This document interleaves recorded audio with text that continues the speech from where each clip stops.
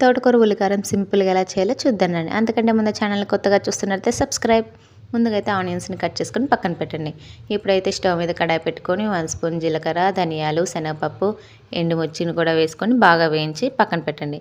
చల్లారిన తర్వాత మిక్సర్ జార్లో వేసుకొని ఫైన్గా పౌడర్ చేసుకోండి.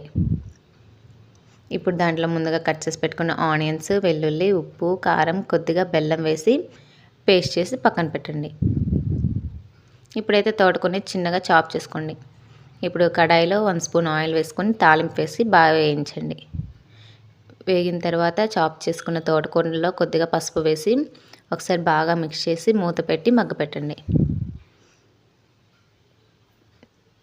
ఇప్పుడు బాగా మగ్గిన తర్వాత ముందుగా రెడీ చేసి పెట్టుకున్న పేస్ట్ని కూడా యాడ్ చేసి పచ్చి వాసన పోయేంత వరకు అయితే వేయించండి. అంతే, మన తోటకూర ఉల్లికారం రెడీ. మీకు కనుక నచ్చితే ప్లీజ్ లైక్, షేర్, సబ్స్క్రైబ్.